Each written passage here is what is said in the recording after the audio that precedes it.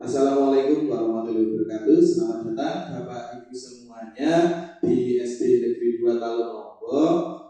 Mohon maaf sekali undangannya mendadak dikarenakan padatnya acara yang akan kita lalui di beberapa hari ke depan, sehingga undangannya saya buat mendadak, terutama ini karena saya harus memenuhi tugas, di mana tugas yang akan saya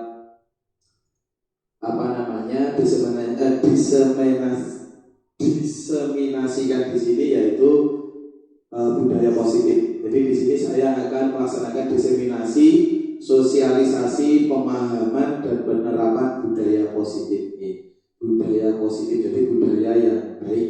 Jadi budaya yang nanti diharapkan bisa kita terapkan di sekolah ataupun di kelas, karena kita sebagai guru, jadi nanti kegiatan kita adalah kegiatan di kelas. Dan jadi mohon Bapak Ibu semuanya untuk nanti bisa perhatikan dan nanti bisa merefleksikan, serta juga diharapkan nanti Bapak Ibu bisa mempraktekannya di sekolah ataupun di kelas masing-masing seperti itu. Kita lanjutkan. Sebelum kita mulai kegiatan hari ini, akan saya mulai dengan kegiatan ice breaking dulu, di mana kegiatan ini bertujuan untuk memfokuskan kita pada materi yang akan saya sampaikan hari ini. Mungkin dari Bapak Ibu bisa melihat ke layar, di situ ada angka, ada mobil yang sedang parkir, di situ sudah ada angkanya ya, tempat parkirnya. Nah, seperti itu. Lalu untuk pertanyaannya, di nomor berapa mobil ini diparkirkan? Di nomor berapa? Mobil ini diparkirkan. Mungkin dari Bapak Ibu di sini ada yang bisa menjawab di nomor berapa? Monggo. Bu Edi silakan, nomor berapa? 87. Oke. Ada jawaban yang lain? Sebelum kita lanjutkan, ada jawaban yang lain? Mungkin Bu Ci, kira-kira dari tempat parkir itu yang tertutup itu angka berapa? Seperti itu. Bu Ci silakan. 90. Oke, kita keep jawabannya 90, 87. Ada lagi silakan. Ada? Tidak? Ini sekarang coba kalau kita melihatnya secara terbalik, Bapak Ibu. Kita tadi kan melihatnya dari bawah. Jadi seolah-olah ini angkanya 16, 90, 68, 88 dan 98. Coba melihatnya kita dari atas, bukan dari bawah. Kira-kira di angka berapa? 87, ya, tepat sekali, 87. Jadi pada dasarnya ini dalam melihat angka ini itu juga ada maksudnya, ada tujuannya. Maksudnya apa?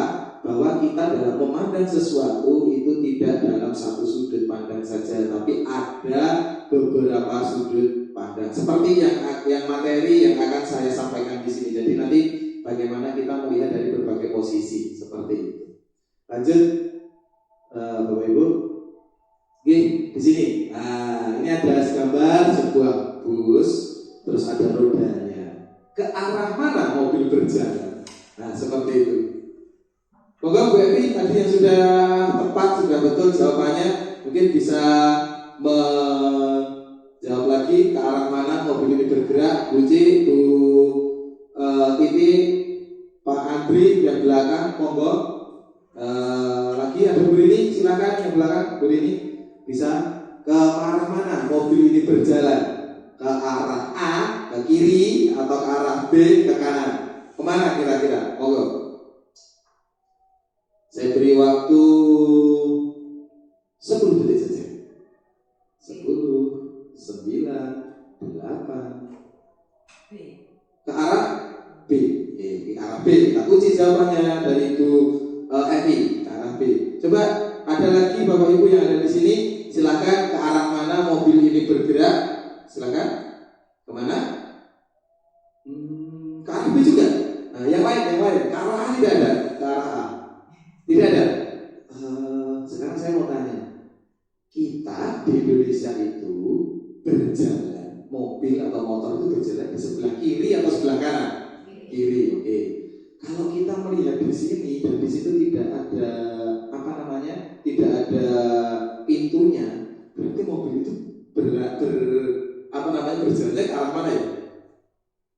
Kita melihat mobil lewat, bus, tidak ada pintunya. Berarti arahnya kemana kalau kita lihat seperti gambar di layar ini? Kemana?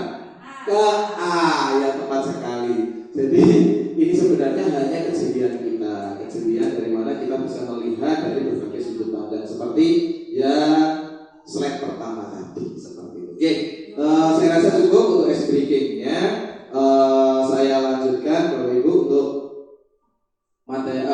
pemaparan materi berikutnya, yaitu tentang budaya positif. Tapi sebelum kita masuk pada paparan materi budaya positif, sebelumnya saya ingin bertanya. Di sini ada pertanyaan pemantik. Bapak Ibu semuanya cukup menjawab setuju atau tidak setuju. Oke. Sekarang yang pertama, hukuman dapat mendisiplinkan anak. Setuju atau tidak setuju? Setuju. Oke. Hukuman dapat mendisiplinkan anak. Setuju. Oke. Lalu berikutnya, yang kedua, pemberian hukuman dengan hal positif seperti membaca atau membersihkan halaman sekolah dapat meningkatkan disiplin anak. Setuju? Setuju. Oke, setuju lagi. Lalu berikutnya, memberi penghargaan dapat meningkatkan motivasi belajar anak. Setuju. Sekarang kalau yang pertama, hukuman itu dapat mendisiplinkan anak. Alasannya apa? Alasannya apa sehingga dengan adanya hukuman anak itu dihukum ke disiplin? Itu alasannya apa?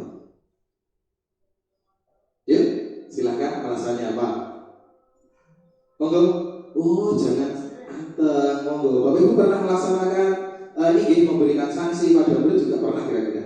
Ya kan? Oke. Nah, hukuman dapat mendisiplinkan anak. Sebenarnya hukuman itu tidak dapat mendisiplinkan. Mendisiplinkan karena adanya pengaruh ekstrinsik, karena pengaruh dari luar, bukan dari dalam, bukan karena dirinya sendiri, tapi karena orang lain. Sebenarnya hukuman tidak boleh, ya. Nah, terus berikutnya, pemberian hukuman dengan hal positif. Oke, di sini pemberian hukuman dengan hal positif seperti membaca, membersihkan halaman sekolah dapat meningkatkan disiplin anak. Ini baru boleh. Terus berikutnya, memberi penghargaan dapat meningkatkan motivasi belajar anak. Penghargaan ini tidak boleh. Kenapa tidak boleh? Kan penghargaan anak akan menjadi termotivasi, Pak. Besok lagi akan semakin semangat belajarnya, bla bla bla. Tidak, bukan seperti itu. Sebenarnya penghargaan itu nanti akan membuat anak itu tidak kurang begitu bersemangat karena dia seolah dia hanya mendapat dorongan dari ekstrinsik saja seperti itu. Oke, masih ada personel yang hadir, monggo Bu silakan duduk di tempat yang sudah disediakan. Tidak apa-apa lewat kamera, tidak apa-apa. Mohon maaf, ini tadi karena pesertanya banyak sekali sampai tidak terlihat yang belakang. Monggo silakan duduk, tidak apa-apa.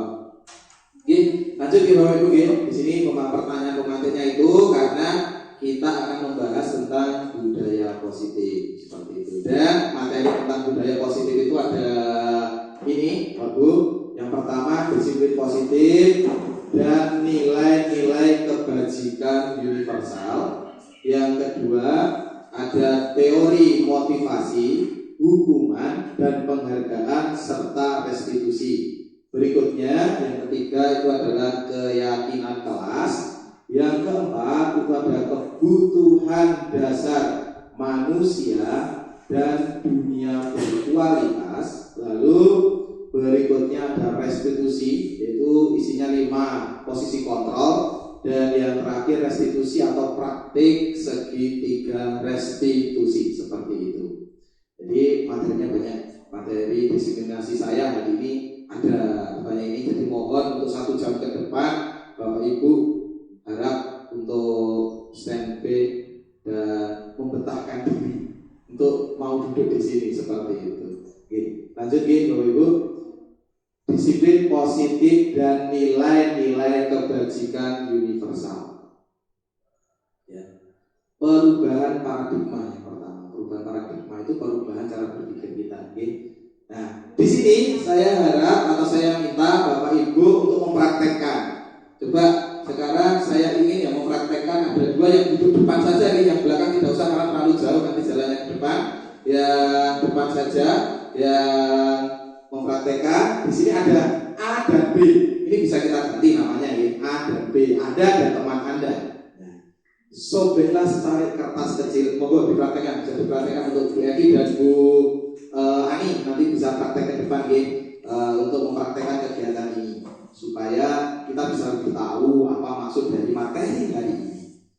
Sobeklah secari kertas kecil, tuliskan benda atau sesuatu yang sangat berharga untuk Anda. Letakkan di salah satu tangan Anda dan genggam. Letakkan salah satu tangan Anda dan genggam. Lalu buatlah sebuah kepalan teman Anda yang B dan mencoba dengan sekuat tenaga dengan berbagai cara untuk meminta Anda memberikan benda tersebut. Nah, caranya bagaimana supaya benda itu bisa diberikan? Banyak caranya, bisa membujuk, bisa mengancam, bisa menggarding, bisa merayu, menyuap, apa saja, ya, apa saja. Yang penting membuka kepala tangan Anda seperti itu. Monggo, bisa dipraktekkan. Siapa yang memegang, siapa yang meminta, silakan ke depan. Silakan. Silakan. Siapa lewat mana? Silakan Bu. Nah, monggo. Karena yang di depan ini ibu-ibu toh. Oke, silakan. Nah, gimana? Ya, oke. Kelihatan dari kamera terlihat loh. Sebentar. Yang kepala siapa? Yang merayu jenengan. Coba Anda memberikan merayunya bagaimana, membujuk atau mengancam, terserah, bebas. Ini yang pertama mengancam ini, Pak. Bisa, boleh. Mbak Evi? Ya. Berikan kepalamu atau akan kubocorkan rahasiamu. Oh ya, tidak boleh. Ya, terus mungkin ada cara lain supaya bisa diberikan. Ada cara lain dari Bu Ani. Yang kedua, menyuap, Pak. Wah, boleh, silakan, tidak apa-apa. Boleh, Iya, silakan. Bolehkah aku meminta kepalamu nanti akan kuberikan makanan yang enak? Oh, boleh. Oke, terima kasih, cukup, tidak apa-apa, sudah cukup itu. Oke. Monggo, silakan kembali ke tempat duduknya. Jadi di sini tadi Bu Eki memegang sesuatu. Ini adalah berharga bagi Bu Eki. Di mana diminta, dirayu, dibujuk, diajak, ternyata tidak diberikan.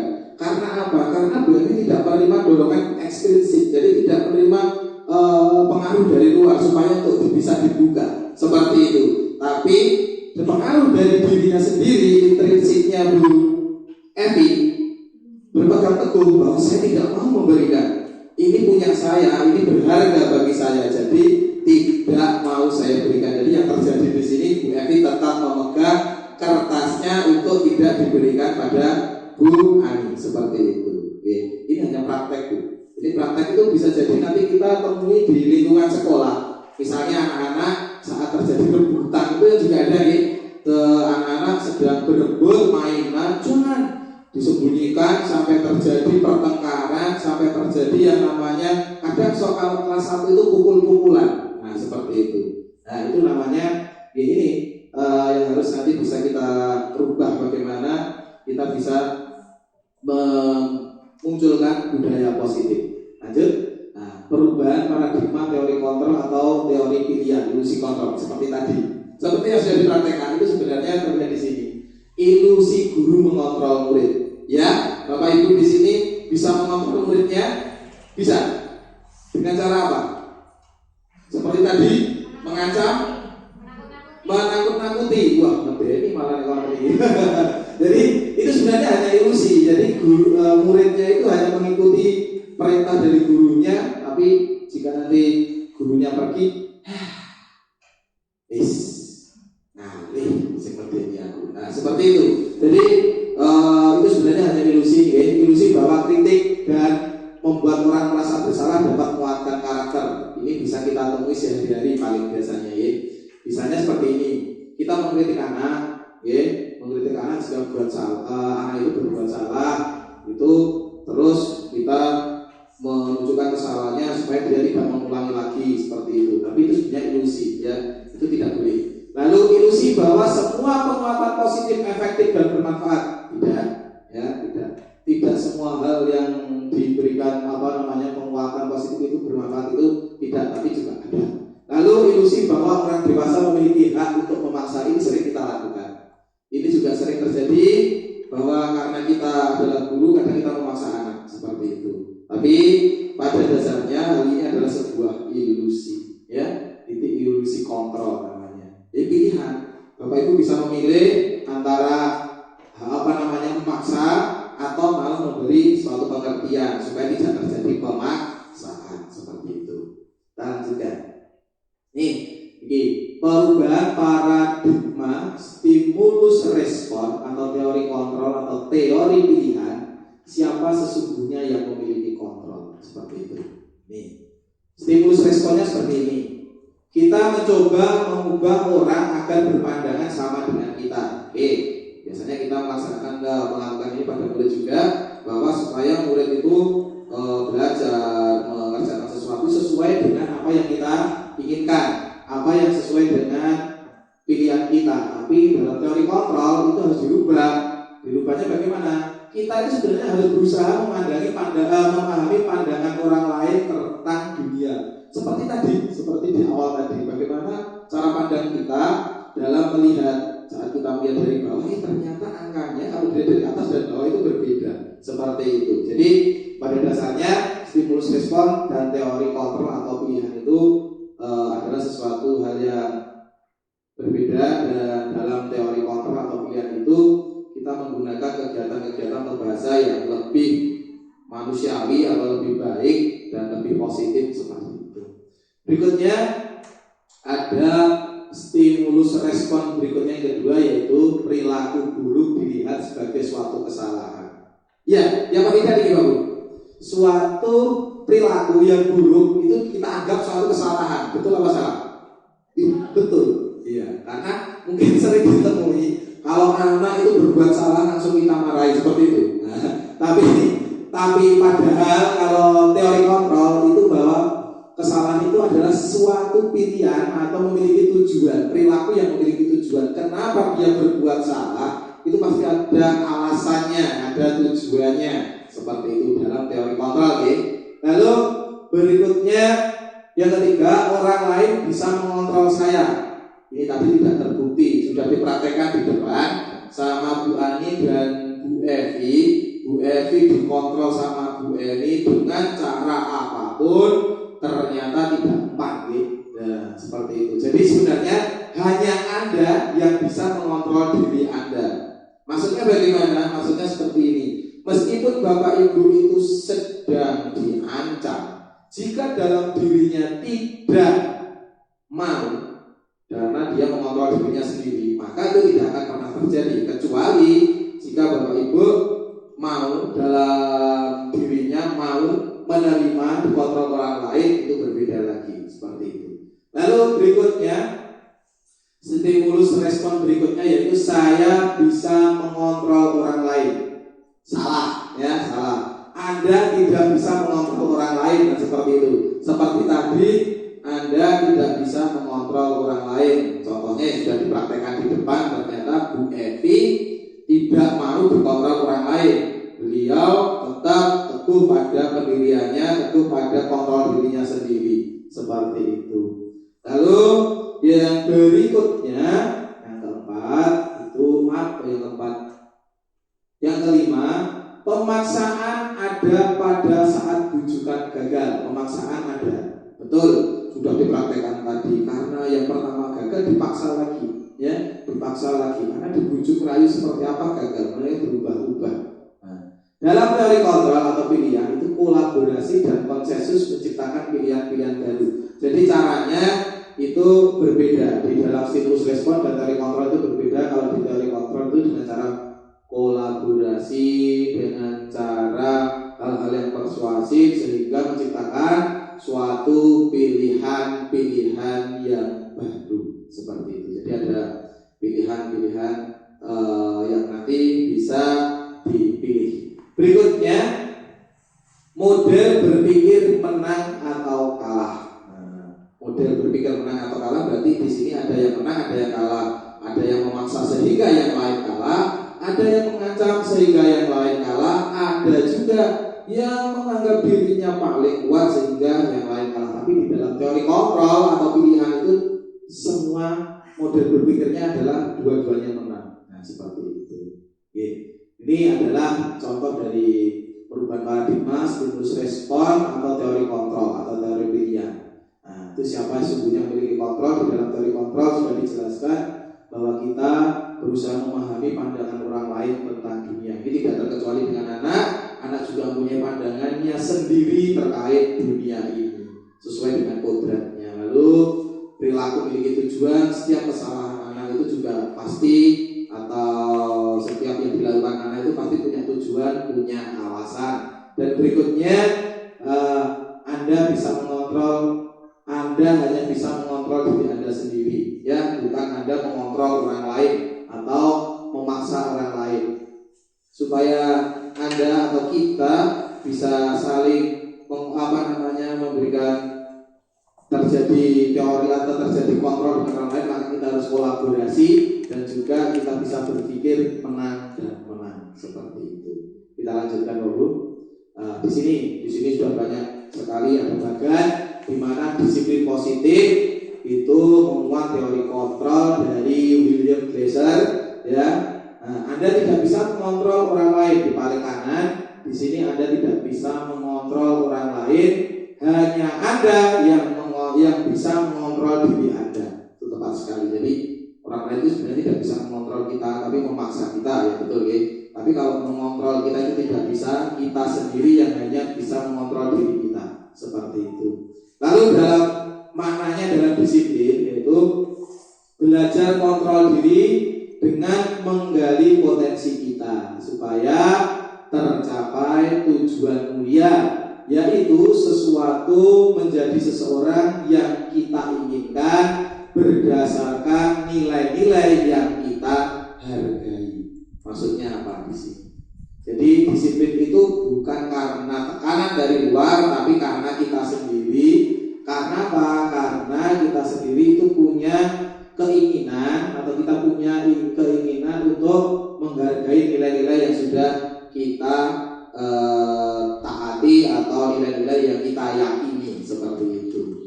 Lalu berikutnya ada semua perilaku memiliki tujuan tadi, okay? Semua perilaku memiliki tujuan itu karena ada itu masuknya dalam teori motivasi, ya seperti itu. Kenapa? Kadang perilaku memiliki tujuan untuk apa? Untuk menghindari hukuman. Untuk menghindari hukuman itu karena ada pengaruh dari luar, karena ada dorongan dari luar, sehingga kita beranggapan kalau kita tidak ikut maka saya akan mendapat hukuman. Itu pengaruh dari luar. Tapi ada lagi juga yang tujuannya dari intrinsik, dari diri sendiri, yaitu untuk menghargai dirinya sendiri, bahwa diri kita itu punya tujuan, punya nilai, punya keyakinan yang harus kita yakini, seperti itu. Lalu ada juga motivasi ekstrinsik tadi, selain menghindari hukuman, itu juga ada yang namanya untuk mendapatkan imbalan. Kadang kita atau orang itu melakukan sesuatu itu tujuannya mendapatkan imbalan atau mendapatkan balasan, seperti itu. Sehingga itulah yang dinamakan motivasi ekstrinsik atau motivasi dari luar, bukan dari diri kita sendiri. Lalu ada juga motivasi intrinsik yang sudah saya sebutkan tadi, untuk menghargai diri sendiri.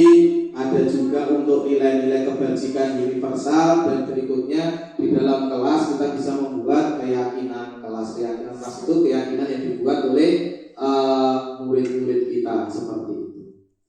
Lalu ada lagi model berpikir menang-menang, kolaborasi dan konsensus, menciptakan pilihan atau pilihan baru.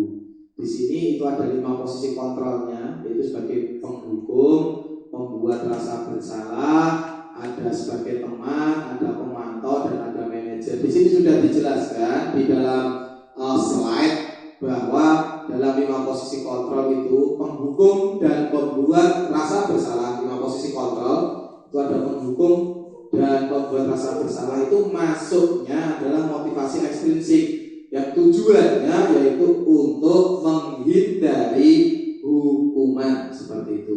Lalu posisi kontrol yang lain yaitu sebagai teman dan pemantau.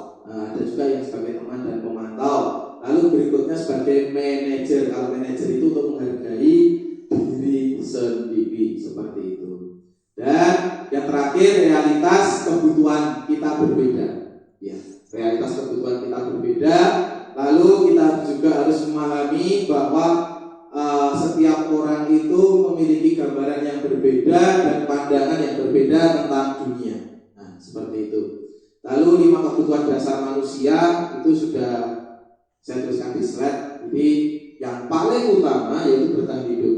Jadi kebutuhan manusia yang paling utama, yang pertama yaitu bertahan hidup. Lalu berikutnya yaitu penguasaan atau power. Okay. Lalu yang ketiga kasih sayang dan rasa diterima, itu tuh cinta atau love. Okay. Lalu ada kesenangan. Kesenangan itu fun, untuk kesenangan. Dan yang berikutnya itu kebebasan. Jadi kebutuhan-kebutuhan dasar ini wajib terpenuhi. Jadi memang manusia itu memiliki 5 kebutuhan dasar ini. Jadi semuanya biasanya akan dipenuhi dengan cara apapun. Jadi bertahan hidupnya bagaimana, dia dalam power penguasaannya bagaimana, lalu cara untuk kasih sayang dan rasa diterimanya bagaimana, dan berikutnya ada mencapai kesenangan, setelah itu merasa freedom atau kebebasan. Dan selanjutnya Bapak Bu, kita tadi sudah berbicara banyak sekali teori kontrol tentang paradigma budaya positif. Lalu di sini kita akan berbicara juga tentang apakah makna dari disiplin. Disiplin Bapak Ibu sudah mendengar sehari-hari, terutama kita setiap hari Senin mengadakan upacara. Pasti kalau ditanya hari Senin kita mengadakan upacara tujuannya apa? Salah satu tujuannya yaitu supaya anak bisa disiplin. Seperti itu. Oke. Jadi disiplin itu sudah bisa kita artinya juga sudah, Bapak Ibu sudah paham semuanya.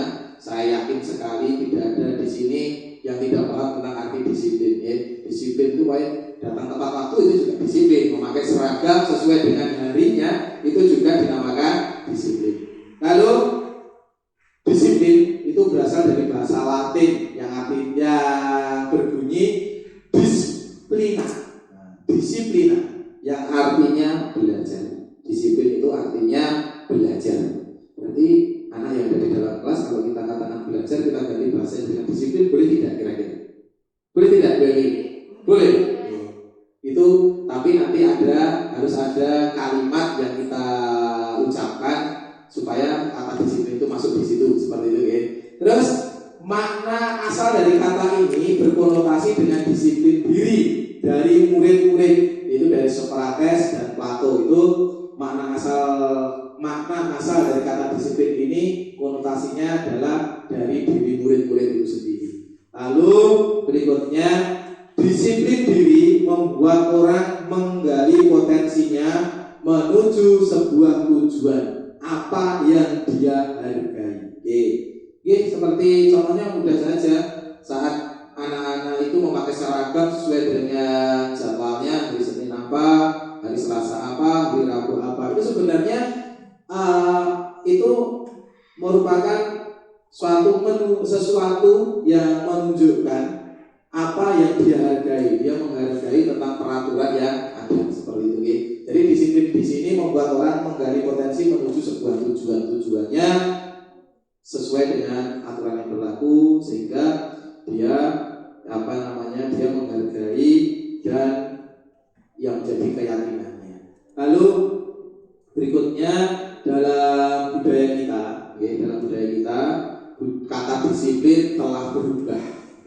Berubah menjadi sesuatu yang dilakukan seseorang pada orang lain untuk mendapatkan kepatuhan. Betul? Ayo, saiki kabeh berbaris. Kurang disiplin cara ngomong ini. Nah, itu karena kita namanya itu sudah berubah ya. Disiplin itu, makna disiplin sudah berubah, di mana sesuatu yang dilakukan itu untuk mendapatkan kepatuhan supaya anak-anak itu patuh. Seperti contohnya, misal anak itu datang terlambat, pasti kita bilang, ini orang disiplin, bocah ini takutnya telat. Nah, padahal tidak seperti itu ya. Makna kata disiplin itu belajar. Belajar itu berarti dari yang belum tahu tahu menjadi tahu, belum bisa menjadi bisa, itulah belajar. Lalu kecenderungan umum adalah menghubungkan kata disiplin dengan ketidaknyamanan. Betul? Betul? Disiplin itu pasti tidak nyaman. Pasti ada yang merasa tertekan, pasti ada yang merasa dipaksa, seperti itu. Tapi yang sudah kita yakini mungkin bila dipaksa supaya terbiasa, seperti itu. Iya, dipaksa supaya terbiasa. Ini nanti di sini kita akan merubah paradigma itu, Bapak Ibu. Jadi bukan dengan apa yang kita hargai atau pencapaian suatu tujuan. Jadi disiplin itu adalah ketidaknyamanan, bukan dengan apa yang kita hargai, bukan karena dorongan kita sendiri, tapi karena merupakan satu kepatuhan karena seseorang yang telah meminta kita. Disiplin itu sudah mengalami perubahan maknanya sudah berubah dari kata belajar berubah menjadi mematuhi sesuatu, seperti itu. Jadi di sini untuk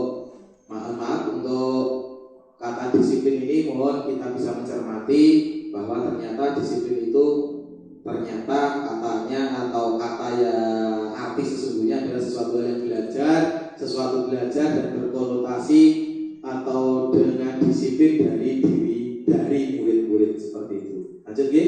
Nah, ini nilai-nilai kebajikan universal, Bapak Ibu, yang harus kita tahu. Nilai-nilai kebajikan universal. Kebajikan itu berarti nilai-nilai yang baik, seperti itu.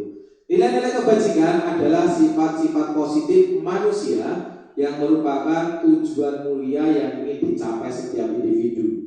Nilai-nilai tersebut bersifat universal dan lintas bahasa, suku bangsa, agama maupun latar belakang. Nah, setiap perilaku atau perbuatan memiliki suatu tujuan seperti yang sudah diungkapkan oleh Dr. Glaser tadi ya di depan tadi.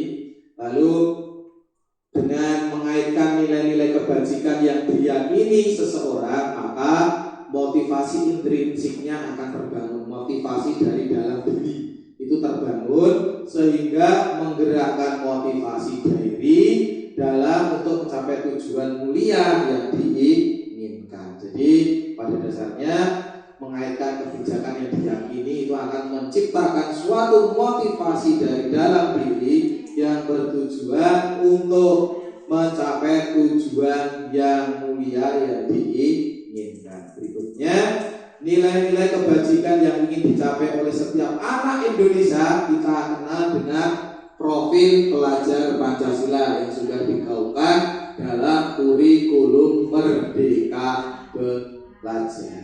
Jadi dalam kurikulum Merdeka itu pasti Bapak Ibu sudah tahu bagaimana kita bisa menciptakan suatu peserta murid dan peserta didik. Kalau di guru penggerak itu tidak pernah memberi atau mengucapkan kata siswa atau peserta didik, tapi namanya murid, itu supaya berkarakter sesuai dengan profil pelajar Pancasila, yang dimana di sana ada beriman, bertakwa kepada Tuhan yang Maha Esa dan berakhlak mulia, mandiri, bernalar kritis, berkebinekaan global, gotong royong, serta kreatif. Mungkin Bapak Ibu bingung, ini kok urutannya beda-beda? Ya, karena urutan dalam profil pelajar Pancasila itu sebenarnya tidak ada urutan yang pasti, tapi yang pertama itu jelas, yaitu beriman, bertakwa kepada Tuhan yang Maha Esa dan berakhlak mulia. Itu yang nomor 1. Itu nomor 2, 3, 4, dan 5 silakan untuk diucapkan secara bergantian. Misal tidak sama seperti di contoh, itu juga tidak apa-apa. Berikutnya ini nanti sudah nilai-nilai kebajikan universal, di mana kita harus bisa menciptakan atau menyampaikan kebajikan yang ingin dicapai oleh setiap anak atau setiap murid. Oke, kita lanjutkan di materi berikutnya, yaitu teori motivasi, hukuman, penghargaan, serta restitusi. Motivasi sudah jelas, motivasi artinya jelas, hukuman dengan yang memberikan penghargaan itu memberikan sesuatu. Gitu. Kalau restitusi apa ya kira-kira? Mungkin ada yang sudah tahu di sini restitusi apa? Bu Woro silakan Bu, mungkin tahu yang belakang Bu Woro. Restitusi, ya. Mungkin proses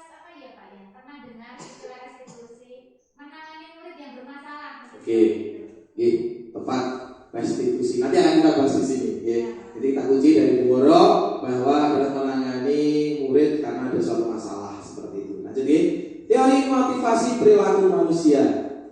Pun ngantuk ibu ibu. Coba aku tadi. Ini karena waktunya panas siang, jadi mohon maaf sekali. Lanjut. Teori motivasi perilaku manusia. Nih yang pertama, untuk menghindari ketidaknyamanan atau hukuman, apa yang akan terjadi apabila saya tidak melakukannya? Nih, teori motivasi. Ada motivasi eksternal itu maksudnya. Jadi saat kita itu menghindari supaya tidak nyaman, menghindari hukuman, itu karena ada tadi motivasi dari luar, ada pengaruh dari luar supaya kita tidak mendapatkan hukuman, terus kita nyaman seperti itu. Tapi bukan dari dalam diri kita. Berikutnya, untuk mendapatkan imbalan dari orang lain atau institusi, apa yang akan saya dapatkan apabila saya melakukannya. Jadi teori motivasi berikutnya juga sama, itu ada eksternal, juga dari eksternal, juga dari luar, bahwa di mana untuk mendapatkan imbalan dari orang lain atau instansi maka kita harus melakukannya. Itu juga merupakan motivasi eksternal. Jadi motivasi dari luar, bukan motivasi dari dalam diri kita. Berikutnya, kalau untuk menghargai diri sendiri, ini dari internal, di mana tujuan dari disiplin positif. Sebenarnya semua kegiatan itu harusnya muncul dari dalam diri kita. Harusnya motivasi yang ada dalam diri kita. Supaya apa? Supaya kita bisa menghargai diri kita sendiri. Seperti itu. Saya akan menjadi orang yang seperti apa bila saya melakukannya. Itu tidak sesuai kita. Kita pengennya seperti apa? Kita motivasi internal kita seperti apa? Sehingga apa? Sehingga kita bisa menghargai diri kita sendiri. Dan jika nanti kita berbuat tidak sesuai dengan apa yang menjadi motivasi internal kita, kita akan merasa tidak nyaman, ya. Nanti tidak nyaman, bukan malah takut seperti di nomor 1 tadi. Jadi teori motivasi perilaku manusia ada 3 ini. Ada motivasi eksternal, ada 2 motivasi eksternal dan ada motivasi internal seperti itu. Nah, di sini yang digaungkan atau yang merupakan salah satu bapak pendidikan kita atau di sini adalah Jajar Dewantoro, itu merdeka. Di mana merdeka itu tidak hanya terlepas dari perintah, akan tetapi juga cakap untuk memerintah diri sendiri. Jadi kita harus bisa memerintah diri kita sendiri dari dalam diri kita supaya kita bisa menghargai diri kita seperti itu. Seperti tadi yang sudah kita bahas sejak awal tadi, okay? Nah, ini menurut Ki Hajar Dewantoro itu pemikiran konsepsi keteladanan sikap merdeka cetakan kelima 2013, sudah lama bukunya. Ini dari tahun 2023 ternyata juga masih bisa kita pakai dan relevan sampai hari ini. Oke, itu merdeka menurut Ki Hajar Dewantoro. Sekarang dihukum oleh penghargaan. Oke, ini termasuk dalam hukuman tadi bahwa penghargaan berlaku sama dengan hukuman. Loh, kok sakit? Penghargaan kok hukuman? Dalam arti meminta atau membujuk seseorang untuk melakukan sesuatu untuk memenuhi suatu tujuan tertentu dari orang yang meminta atau membujuk. Dorongan eksternal dan akan ada faktor ketergantungan. Beberapa dampak dari pemberian penghargaan yaitu sudah ditulis oleh Alif On di tahun 1993. Pada pengaruh jangka pendek dan pengaruh jangka panjang, ada penghargaan itu menghukum, ada penghargaan itu mengurangi ketepatan, penghargaan itu tidak efektif, dan penghargaan itu merusak hubungan. Itu ini maksudnya. Pengaruh jangka pendek dan jangka panjang. Jadi penghargaan itu, penghargaan itu akan punya pengaruh jangka pendek dan juga jangka panjang. Selain itu, penghargaan itu juga akan merupakan suatu hukuman. Jadi selain suka, tapi itu merasa hukuman karena gimana ya? Anak jika kita berikan penghargaan yang berlebihan, ya penghargaannya berlebihan, itu anak akan merasa juga tertekan bahwa sesuatu yang dia lakukan itu merupakan dorongan dari luar, bukan dari dirinya sendiri. Lalu penghargaan juga mengurangi ketepatan. Kadang penghargaan itu juga merubah satu cara pandang pandang, jadi akhirnya berubah dari apa yang sudah diinginkan. Lalu ada juga penghargaan itu tidak efektif. Kenapa tidak efektif? Karena anak itu akan selalu mengharap imbalan itu terus-menerus, sehingga dorongan yang muncul bukan dari dorongannya sendiri, tapi dorongan dari luar, seperti itu. Lalu penghargaan merusak hubungan. Penghargaan merusak hubungan ini bisa kita artikan seperti misal dalam sekolah kita memberikan penghargaan pada anak atau murid kita yang satu, yang satunya tidak, maka ini nanti akan terjadi kesenjangan. Kesenjangan itulah yang akan merusak hubungan di antara mereka. Akan timbul yang namanya suka dan tidak suka, akan timbul yang namanya kecemburuan, seperti itu. Oke, itu jadi dihukum oleh penghargaan. Ternyata penghargaan itu suatu hukuman. Lanjut. Penghargaan lanjutannya, penghargaan itu menurunkan kualitas, penghargaan mematikan kreativitas, penghargaan mengurangi motivasi intrinsik. Sudah saya ulang dari tadi bahwa penghargaan itu bisa menurunkan kualitas. Karena apa? Karena dia melakukan sesuatu agar mendapatkan penghargaan, sehingga apa yang menjadi motivasinya itu berkurang dan kualitas yang dimunculkannya pun juga akan menurun, seperti itu. Lalu berikutnya penghargaan mematikan kreativitas, di mana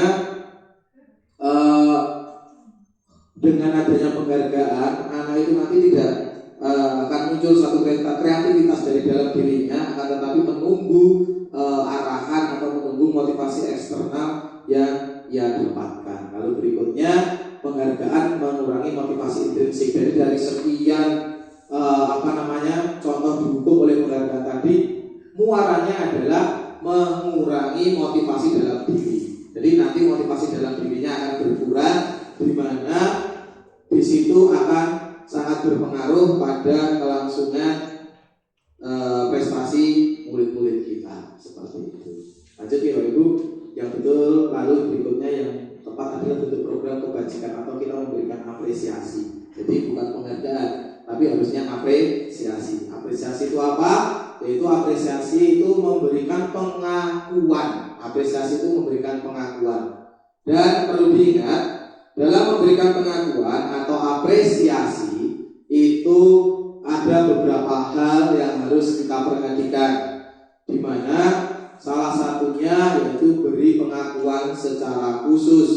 Jadi pengakuannya jangan global, tapi pengakuannya secara khusus. Misal kita beri apresiasi, oh iya kamu ternyata rajin ya, nah, seperti itu. Oke, dan besok jangan lupa apa, seperti itu. Jadi kita memberikan pengakuan itu secara khusus, bukan secara global. Lalu beri pengakuan secara pribadi. Secara pribadi itu maksudnya kita mengapresiasi dari diri kita kepada murid kita, bukan karena kita mengucapkan karena orang lain, seperti itu. Lalu berikutnya beri pengakuan kepada semua murid secara bergantian untuk menghindari yang namanya permusuhan atau menghindari yang namanya kesenjangan tadi, kesenjangan di mana ada murid yang diberikan penghargaan atau tidak. Tapi kita ubah menjadi apresiasi, di mana kita harus memberikan pengakuan kepada semua murid secara bergantian. Kita harus bisa memberikan kata-kata yang baik, kata-kata yang positif kepada setiap anak secara bergantian. Jadi tidak memberikan satu penghargaan berlebihan, karena Bapak Ibu sudah tahu apa akibatnya tadi.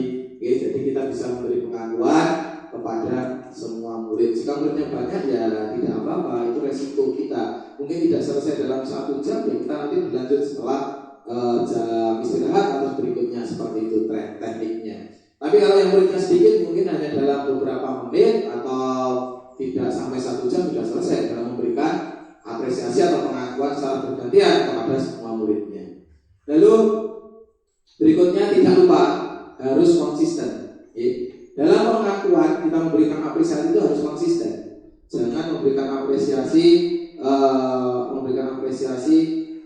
hari ini karena besok berbeda, terus besok ada bahasa lain yang disampaikan, sehingga anak menjadi tidak nyaman. Jadi kita harus memberikan pengakuan secara konsisten, dan yang paling utama yaitu fokus pada prosesnya. Jadi dalam memberikan apresiasi kita harus sesuai prosesnya. Jadi tidak serta-merta langsung kita apresiasi, tidak seperti itu. Kita juga harus melihat bagaimana proses yang sudah dilalui, proses yang sudah dijalani, seperti itu. Oke, kita lanjutkan Pak Bu. Silakan dilihat untuk papan tulis supaya tidak ngantuk. Kita bersama-sama bahas ini. Contoh pengakuan atau apresiasi kebajikan. Misalnya, kemarin saya perhatikan, nah ini bahasa yang muncul, kemarin saya perhatikan rasa empatimu besar sekali, ini nilai kebajikannya. Situasinya terjadi pada saat menolong murid baru di kelas. Jadi saat ada anak itu yang mau menolong, itu kita beri apresiasi. Nah, caranya ya seperti ini. Kemarin saya perhatikan rasa empatimu besar sekali. Nah, ini anak ini jadi kita berikan nilai kebajikan yang harus yang sudah dilakukan. Nilai kebajikannya apa? Terus berikutnya ada juga di mana saya menghargai, karena anak ini tadi sudah menolong, berarti kita harus menghargai bahwa kepedulianmu, situasinya sama, kamu membantu temanmu tadi, nah seperti itu. Lalu juga berikutnya terima kasih, ya. Terima kasih sudah bertanggung jawab. Ini nilai kebajikannya tanggung jawab, ya. Terima kasih untuk rasa tanggung jawabmu. Nilai kebajikannya tanggung jawab. Situasinya yang muncul yaitu pada saat kamu memungut kertas yang berserakan di lantai. Berarti di situ anak itu bertanggung jawab menjaga kebersihan kelas. Nah, seperti itu. Lalu yang peduli itu tadi seperti tadi, peduli pada temannya, empati karena sudah menolong temannya. Jadi kita juga harus memunculkan apresiasi kebajikan. Jadi kebajikan itu nilainya, nilai kebajikan, rasa empati, rasa peduli, dan juga rasa tanggung jawab. Dan untuk berikutnya, nah sekarang coba Bapak Ibu cermati yang ada di layar. Ini silahkan dijawab dalam hati. Kira-kira sudah tepat atau belum nanti jawabannya. Yang pertama, mencatat 100 kali di dalam buku kalimat, saya tidak akan terlambat lagi. Karena terlambat ke sekolah. Itu masuknya hukuman atau konsekuensi kira-kira. Coba Bapak Ibu jawab dengan dalam hati dulu, bahwa seperti yang sudah dimunculkan di layar, di slide di depan ini, itu maksudnya hukuman atau konsekuensi. Lari mengelilingi lapangan basket 2 kali karena terlambat hadir di sekolah, itu maksudnya hukuman atau konsekuensi. Lalu berikutnya, murid diminta untuk push up 15 kali karena tidak menggunakan masker sekolah. Sekarang sudah jarang ya untuk menghukum seperti itu sebenarnya. Lalu menggantikan kertas tugas teman yang telah dicoret-coret, maksudnya hukuman atau konsekuensi. Yang berikutnya, membersihkan tumpahan air di meja tulis karena tersenggol pada saat belajar. Monggo, itu masuknya konsekuensi atau hukuman. Dan berikutnya, murid disuruh untuk mengenakan sepatu seharian di sekolah karena tidak mengenakan sepatu hitam. Nah, terus berikutnya, lari mengelilingi lapangan basket 2 kali karena terlambat 10 menit untuk pelajaran PJOK. Itu maksudnya hukuman atau konsekuensi. Karena kita wajib bisa mengidentifikasi antara hukuman dan konsekuensi. Karena supaya apa? Supaya kita tidak lagi memberikan hukuman kepada murid. Maaf. Monggo, untuk Bu Evi, kira-kira mencatat 100 kali itu masuknya ke hukuman atau konsekuensi? Monggo. Konsekuensi. Kalau Bu Uci yang kedua, lari mengelilingi lapangan basket 2 kali karena terlambat hadir di sekolah, masuknya apa? Kira-kira kalau Bu Uci, menurut pandangan Bu Uci, konsekuensi atau hukuman?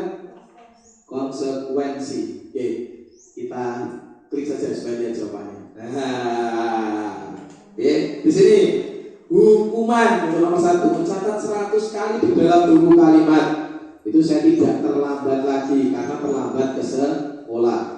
Itu masuknya hukuman karena itu sudah masuk ke dalam pembebanan fisik anak, ya. Lalu berikutnya ada lari mengelilingi lapangan basket 2 kali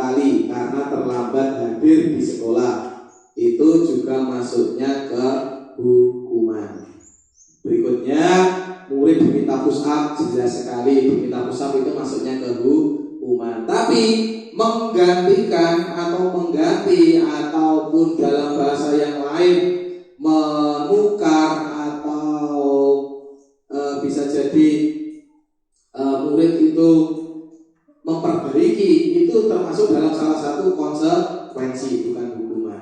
Membersihkan tumpahan, ya itu namanya konsekuensi, karena dia sudah melakukan atau menumpahkan sesuatu sehingga dia harus membersihkannya. Itu adalah konsekuensi yang harus dia terima karena apa yang sudah dia lakukan. Lalu berikutnya, murid disuruh untuk tidak mengenakan sepatu seharian karena tidak mengenakan sepatu hitam. Itu masuknya hukuman. Anak menokor, anak melepas sepatu sehari itu karena tidak pakai sepatu hitam, itu dihukum, itu namanya, bukan konsekuensi. Lalu yang terakhir, lari mengelilingi lapangan basket 2 kali karena terlambat 10 menit untuk pelajaran PJOK. Pak, kenapa kok itu bukan hukuman? Kok itu masuknya konsekuensi? Ya. Kenapa? Karena ini pelajarannya olahraga. Saat pelajarannya olahraga, mungkin tadi temannya sudah mengelilingi lapangan basket, ya, mungkin sudah mengelilingi lapangan basket. Nah, dan karena dia terlambat, dia belum melaksanakan itu, sehingga dia harus melaksanakannya sendiri. Maka konsekuensinya yang harus dia terima yaitu mengelilingi lapangan basket sendirian. Nah, seperti itu. Jadi bukan masuknya hukuman, tapi konsekuensi. Itu jadi Pak Bu, hukuman dan konsekuensi itu berbeda. Kita lanjutkan. Perbedaan. Nah, saya sudah bilang hukuman dan konsekuensi itu berbeda. Bedanya apa? Hukuman itu sesuatu yang menyakitkan harus terjadi. Betul apa salah? Betul apa salah? Betul ya?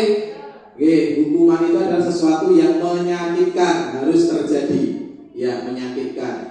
Di dalam konsekuensi itu adalah harus terjadi, harus dia lakukan, bukan sesuatu yang menyakitkan harus terjadi, tapi tidak menyakitkan. Yang dia lakukan itu karena dia setelah melakukan sesuatu, maka dia harus menggantikannya dengan sesuatu yang lain, seperti itu. Jadi sesuatu yang harus terjadi.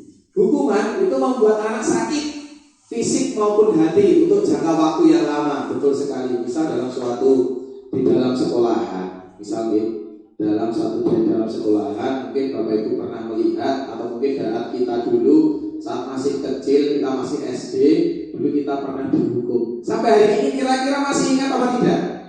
Masih, ya. Maka betul ya, membuat anak itu sakit, fisik maupun hati atau psikisnya atau hatinya dalam jangka waktu yang lama. Ternyata apa? Ternyata sampai hari ini itu masih ingat apa yang telah terjadi di puluhan tahun yang lalu untuk saya di SD, karena saya mungkin sudah 25 tahun lebih lulus SD. Nah, seperti itu.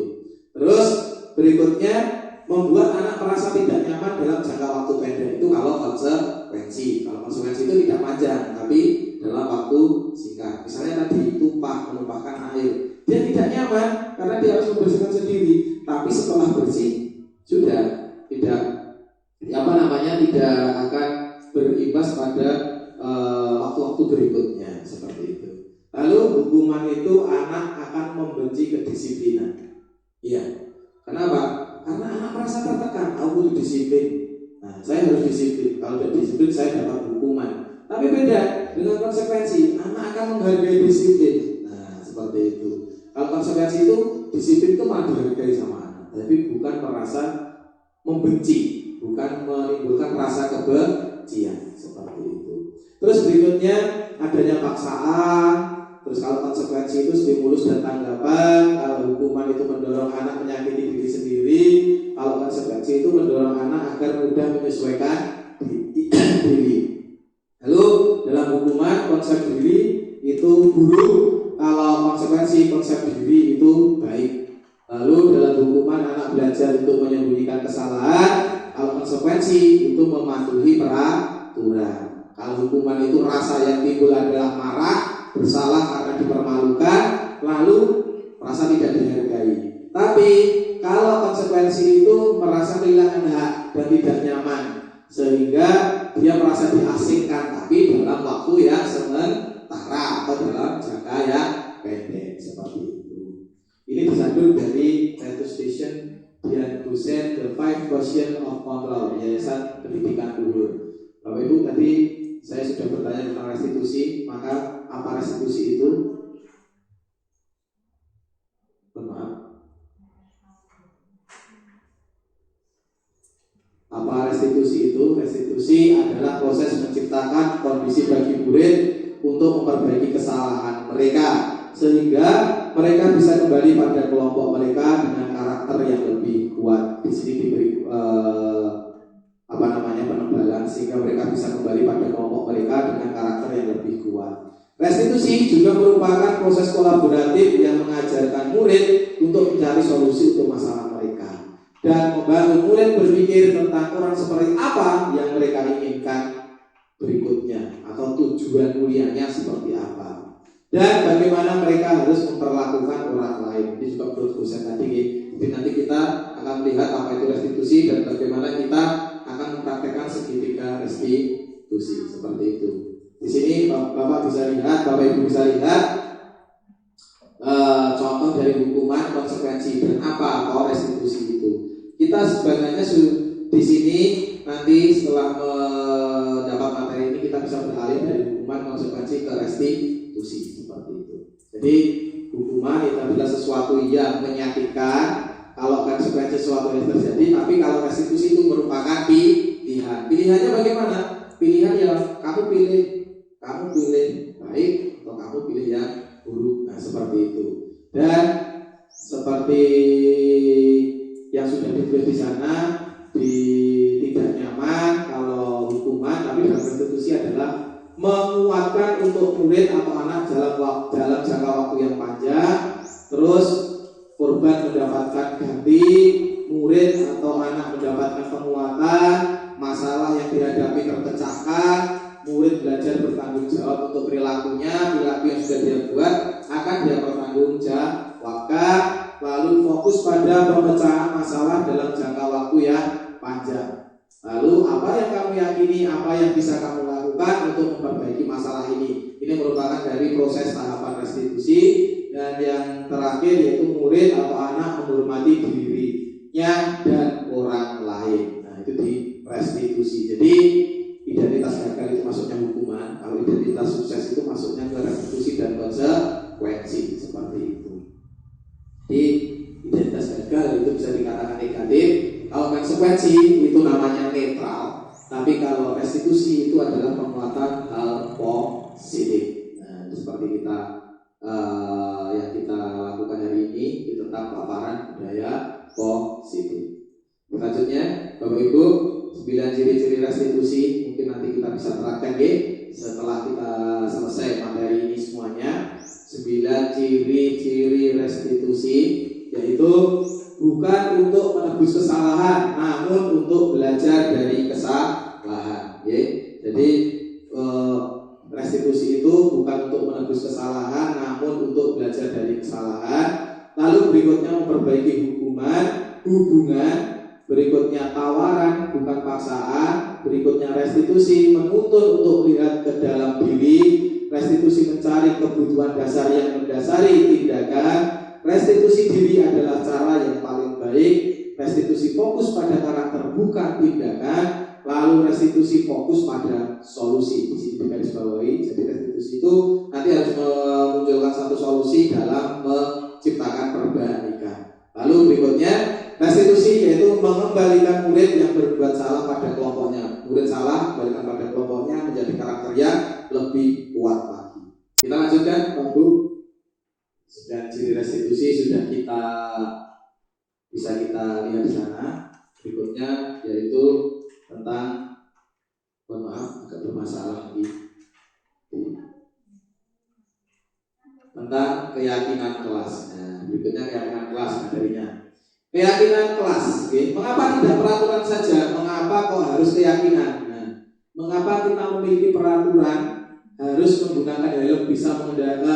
Mengapa kita memiliki peraturan harus menggunakan helm bila mengendarai kendaraan roda 2? Supaya apa? Supaya selamat, supaya selamat. tidak terjadi masalah dengan kita. Lalu mengapa kita memiliki peraturan 3M? Supaya apa? Sehat.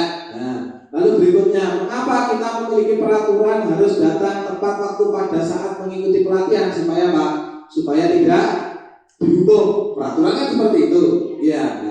Nah, untuk mendukung motivasi intrinsik, kembali ke nilai-nilai atau keyakinan, lebih menggerakkan seseorang dibandingkan mengikuti serangkaian peraturan-peraturan, maka kita harus membentuk yang namanya suatu keyakinan. Jadi melakukan sesuatu, taat pada sesuatu itu bukan karena taat pada aturan, tapi taat pada keyakinan, karena dia sudah membuat namanya keyakinan. Lanjutkan, itu peraturan kelas itu naik dari keyakinan, nanti akan timbul yang namanya lingkungan positif, dan berikutnya timbullah yang namanya budaya positif, seperti itu. Dan di sini kegiatan pendalaman keyakinan kelas itu bisa kita mulai dengan tabel T dan Y, di mana di situ bisa dimunculkan terdengar, terlihat, berperilaku, lalu ada juga nanti hormat, bekerja, diterima, dan dimiliki, seperti itu. Jadi hormat itu kami meyakini bahwa sangat penting untuk menghormati semua orang dan barang milik orang lain. Bekerja, kami meyakini bahwa sangat penting untuk mengerjakan segala pekerjaan atau mengikuti kegiatan yang telah ditugaskan. Dan yang terakhir, diterima dan dimiliki, itu kami meyakini bahwa sangat penting untuk merasa diterima pada suatu kelompok dan saling peduli satu dengan yang lain. Dan di sini contohnya kegiatan pendalaman tabel T dan Y itu terdengar, itu contohnya satu orang berbicara, yuk saya bantu, kita bisa selesaikan ini bersama, terima, tolong ya, permisi, itu terdengar, itu seperti itu, hormat itu seperti terdengarnya. Terlihatnya berempati terhadap perasaan orang lain, memegang barang milik orang lain, itu terlihat. Kalau berperilakunya yaitu tersenyum ramah, memberikan salam hormat, lalu ada juga memberikan ruang bekerja, postur tubuh yang tenang. Di dalam rasa hormat itu tampak itu terlihat seperti datang tepat waktu. Kalau tidak tampak sering terlambat. Kalau tampak lagi dengan hormat itu menyapa teman seperti guru. Kalau tidak tampak ya acuh dengan teman dan gurunya, seperti itu. Dan seterusnya, kalau bekerja tekun menyimak apa yang disampaikan guru. Kalau tidak terlihat, tidak tampaknya ya tidak mendengarkan guru dan acuh tak acuh, seperti itu. Ini contoh tabel T dan Y. Nanti Bapak Ibu bisa mempraktekannya, bisa menuliskannya. Kita lanjutkan. Oke, sekarang Pak Bu, saya ingin bertanya kepada Bapak Ibu semuanya. Selalu kembalikan buku ke tempatnya. Nah, itu termasuk peraturan atau keyakinan? Coba. Keyakinan. Dilarang mengganggu orang lain. Peraturan. Hadir di sekolah 15 menit sebelum pembelajaran dimulai. Peraturan. Dilarang melakukan kekerasan. Peraturan. Dilarang menggunakan narkoba. Peraturan. Bergantian atau nunggu giliran.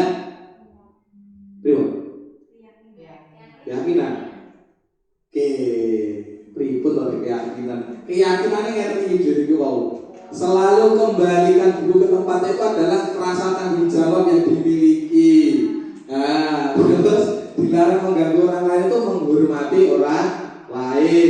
Lalu hadir ke sekolah itu menghormati orang lain dan berkomitmen. Dilarang melakukan kekerasan itu adalah keselamatan dan juga menghormati orang lain. Lalu untuk berikutnya dilarang menggunakan narkoba itu untuk kesehatan ya. Lalu untuk bergantian atau menunggu giliran itu menghormati orang lain atau bersabar. Terus gunakan masker itu untuk kesehatan atau keselamatan. Jangan berlari di kelas atau koridor itu juga untuk keselamatan atau keamanan. Keyakinan kelasnya seperti itu maksudnya tadi. Lo tadi yang bisa supaya Bapak Ibu bisa mendalami materi ini. Dan ini contoh keyakinan kelas Bapak Ibu. Ini contoh keyakinan kelas. Kalau keyakinan kelas itu adalah yang dibuat oleh anak-anak kita. Contohnya seperti ini.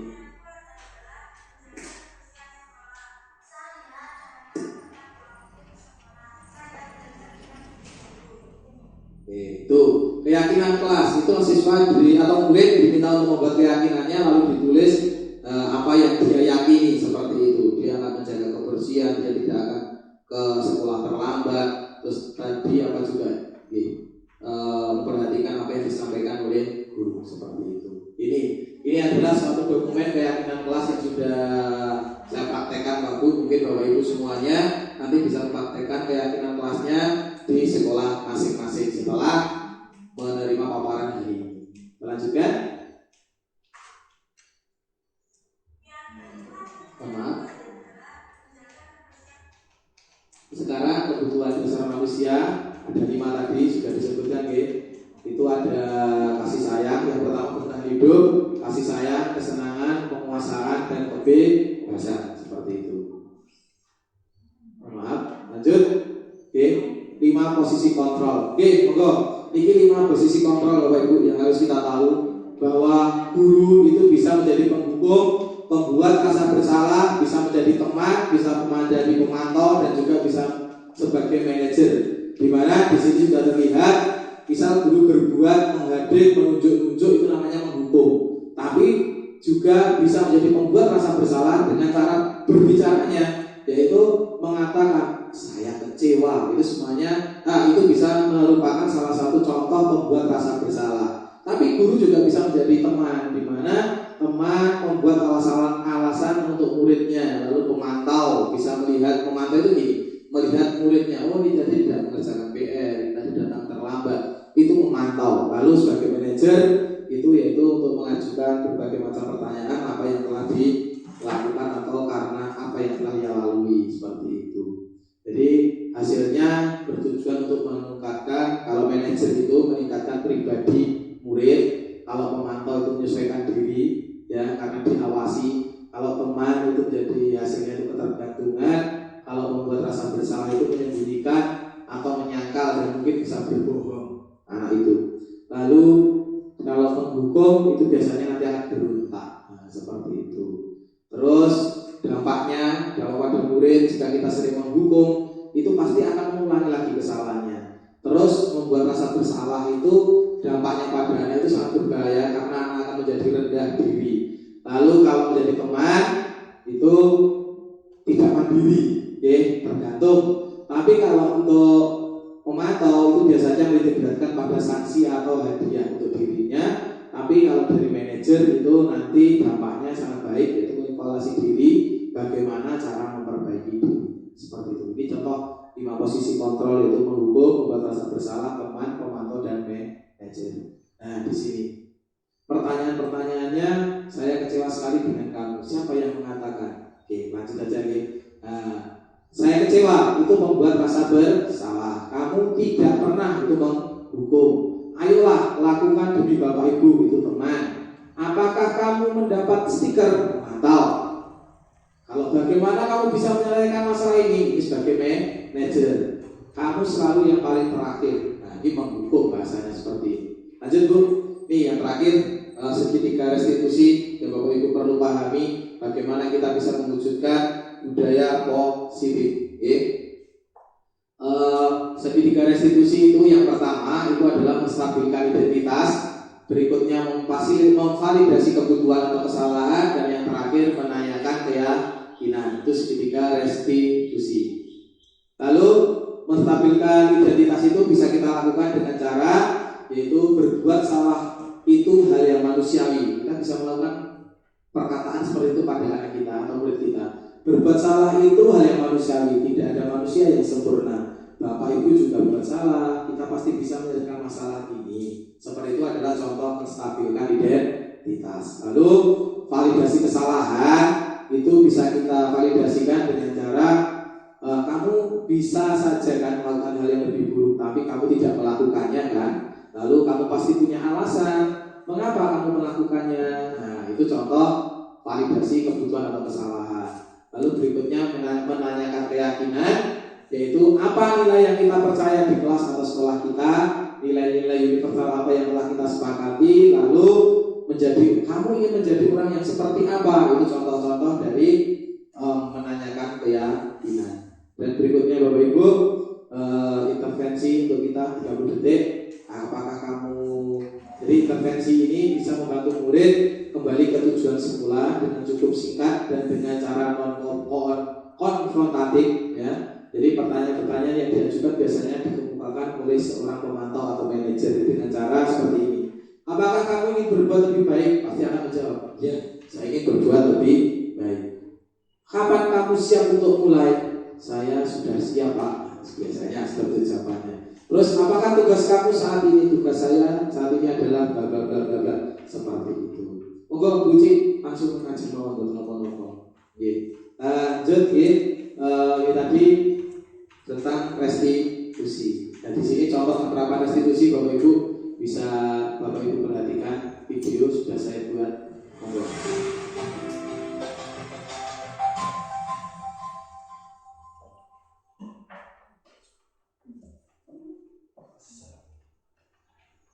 Assalamualaikum warahmatullahi wabarakatuh. Saya Dr. Kurniawan, JPP Angkatan 9 dari Wonogiri akan mempraktekkan demonstrasi kontekstual yaitu tentang segitiga restitusi. Pengertian restitusi yaitu proses menciptakan kondisi bagi murid untuk memperbaiki kesalahannya sehingga dapat kembali ke kelompoknya dengan karakter yang lebih kuat. Adapun tahapan segitiga restitusi yaitu yang pertama, menstabilkan identitas, yang kedua, validasi tindakan yang salah, yang ketiga, menanyakan keyakinan, lalu berikutnya itu tahapan menstabilkan identitas. Monggo Pak Bu, ini nanti akan muncul tahapan atau yang sudah saya lakukan dalam restitusi anak. Identitas gagal atau identitas sukses, jangan mengkritik murid yang sedang mengalami identitas gagal. Lalu tahapan untuk validasi tindakan yang salah yaitu berdasarkan prinsip setiap perilaku berupaya memenuhi suatu keperluan tertentu. Guru akan bergeser dari memberikan stimulus siswa menjadi proaktif, terus mengenali dan memahami kebutuhan murid, akan memperbaiki hubungan dengan murid, dan yang terakhir yaitu pernyataan atau pertanyaan disampaikan dengan nada suara yang tidak menghakimi atau memojokkan murid. Lalu berikutnya di tahapan yang ketiga yaitu tahapan menanyakan keyakinan. Yang pertama yaitu teori kontrol yang menyatakan bahwa pada dasarnya kita termotivasi secara intrinsik. Lalu setelah perilaku divalidasi dari identitas telah stabil, maka murid telah siap mengaitkan keyakinan dengan tindakannya yang salah, seperti itu. Di skenario praktis segitiga restitusi yang akan saya praktekkan nanti yaitu ada kasus di mana Syafa itu beberapa kali datang terlambat dan setiap pembelajaran juga terlihat tidak fokus dan mengantuk. Ia juga sering tidak mengerjakan PR. Lalu guru memanggil Syafa atau membimbingnya memperbaiki diri. Adapun praktik segitiga restitusi yang saya lakukan adalah sebagai berikut. Selamat pagi Mbak Safa.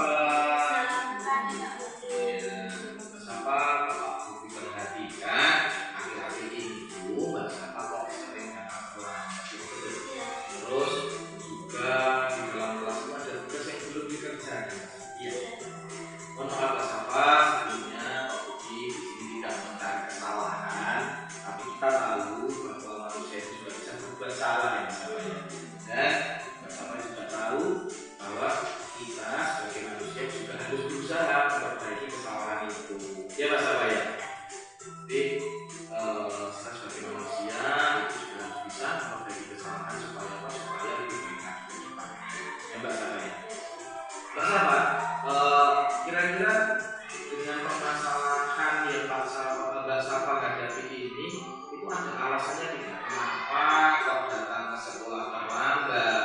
Terus kenapa kalau tidak mengerjakan tugas? Ada alasannya tidak? Ada. Itu yang terlambat datang ke sekolah itu alasannya apa? Karena saat pagi saya diminta ibu untuk menjaga adik lebih dahulu.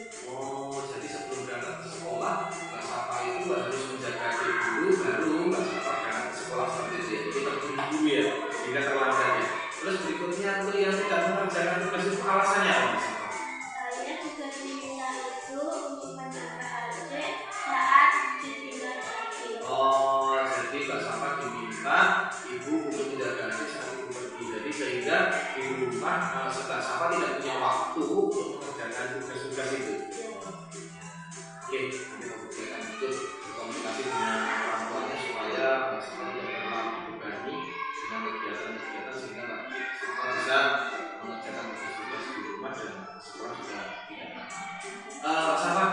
kira-kira Mbak Safa itu punya solusi untuk memecahkan permasalahan ini? Ada. Apa kira-kira solusi pemecahan masalah ini?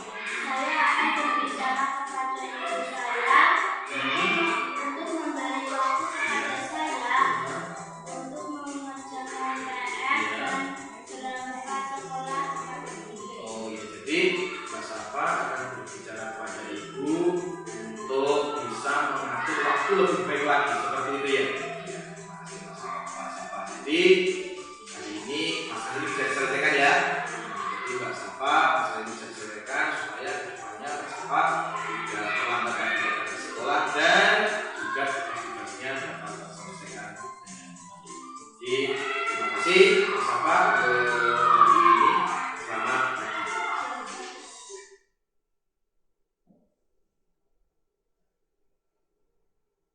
Oke, terima kasih Bapak Ibu. Itulah tadi contoh dari penerapan segitiga restitusi dari 3 tahapan sudah dilakukan. Yang pertama yaitu menstabilkan identitas, lalu berikutnya validasi kesalahan, berikutnya membuat keyakinan. Jadi dalam menyelesaikan satu masalah, hendaknya sekarang itu melalui tahapan yang namanya restitusi. Materi hari ini sudah selesai Bapak Ibu di segitiga restitusi tadi. Sebelum kita mengakhiri kegiatan hari ini, kira-kira kita harus berefleksi dulu sebelum acara hari ini kita akhiri. Yang pertama, hal baru apa yang mengubah paradigma saya yang saya dapatkan? Bapak Ibu bisa ditulis di kertasnya, nanti bisa kita kumpulkan ya. Kertas yang jenengan bawa di depan itu, monggo. Terus perasaan apa yang muncul selama mengikuti sesi ini, khususnya mengenai makna disiplin dan motivasi intrinsik. Terus berikutnya peran Among seperti apakah yang saya telah lakukan selama mengikuti modul ini. Yang sudah Bapak Ibu lakukan kira-kira apa yang sudah muncul dari kegiatan dari paparan saya tadi.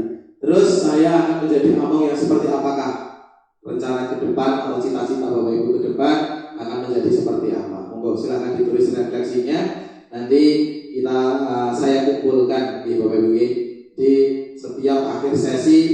Hendaklah kita membuat refleksi guna kemajuan kita bersama, seperti itu. Saya rasa cukup Bapak Ibu. Terima kasih telah mengganggu waktunya sampai siang hari ini. Terima kasih yang sebesar-besarnya telah hadir di SD Negeri 2 Talunonggo dalam rangka paparan sosialisasi diseminasi budaya positif. Terima kasih. Wassalamualaikum warahmatullahi